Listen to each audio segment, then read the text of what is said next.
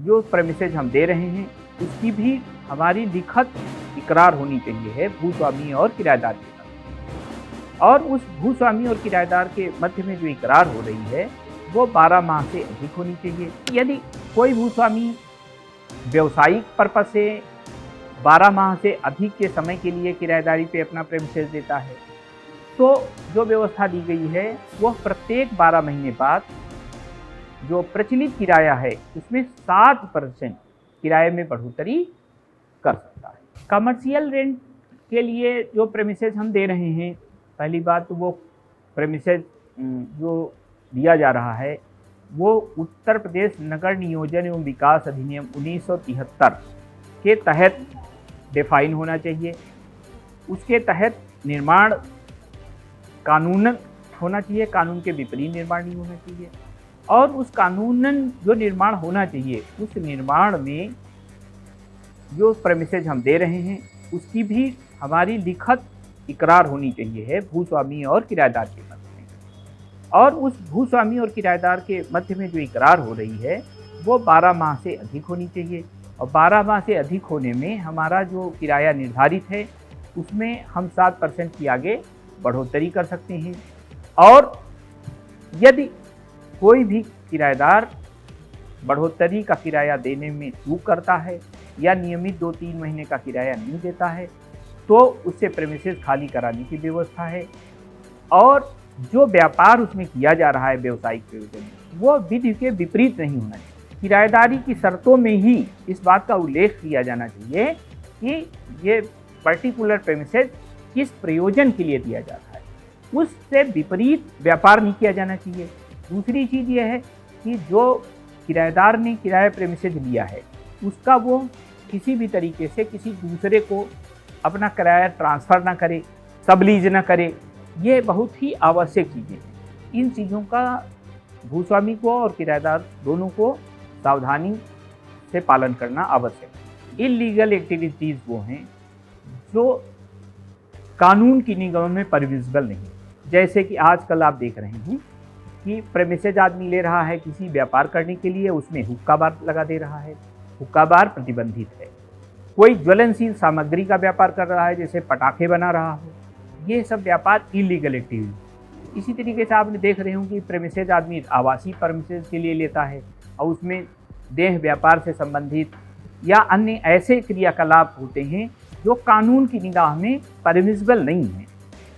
ऐसे प्रेमिसेज के लिए ये कहा गया है कि कोई कानून के विपरीत कार्य नहीं कर सकता। जिस उद्देश्य के लिए ही किराएदारी दी गई है उसी उद्देश्य के लिए ही किराएदार उसमें कार्य कर सकता है। यदि आवासीय प्रेमिसेज दिया गया है तो आवासीय प्रयोजन के लिए वो इस्तेमाल करेगा, और यदि व्यापार के लिए दिया गया है तो जिस ट्रेड के लिए दिया गया है।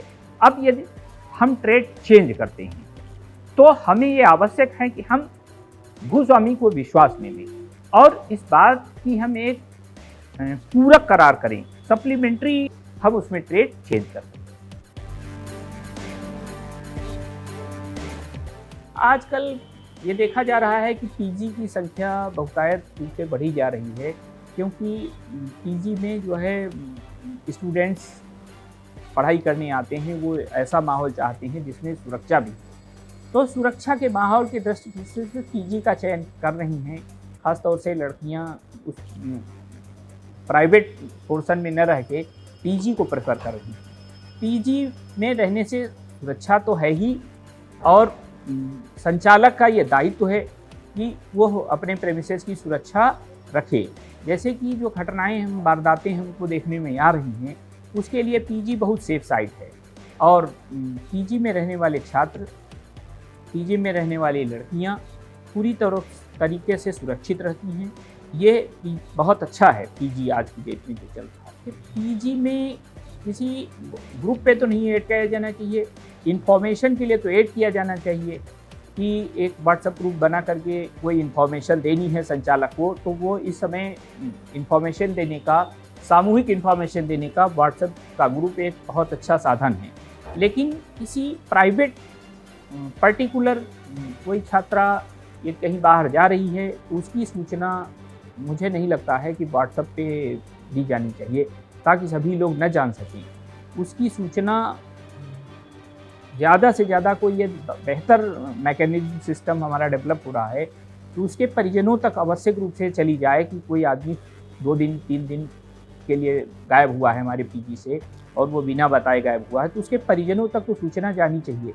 लेकिन व्हाट्सएप ग्रुप में यदि कोई घंटे, 2 घंटे, 3 घंटे के लिए बाहर जा रहा है, अपने व्यक्तिगत कार्य से बाहर जा रहा है, तो ऐसी संसूचना हमारे व्हाट्सएप ग्रुप पे नहीं दी जानी चाहिए, मेरी समझ।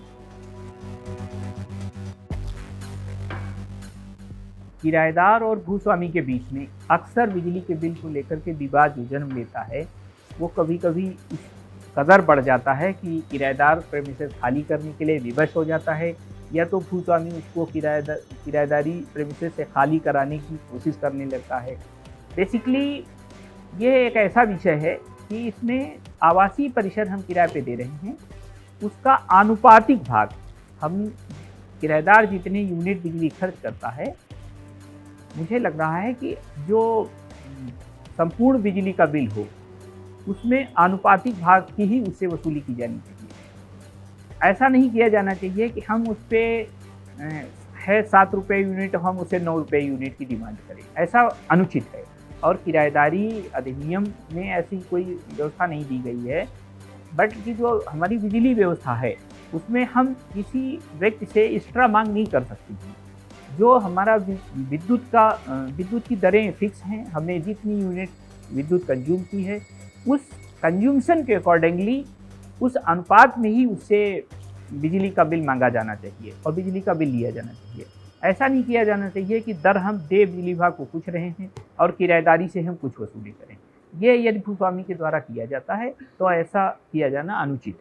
लेकिन हमारे अधिनियम में ये व्यवस्था दी गई है कि भूस्वामी 1 वर्ष के बाद, यानी 12 महीने बीतने के बाद आवासीय प्रेमिसेस के किराए में 5% की बढ़ोतरी कर सकता है।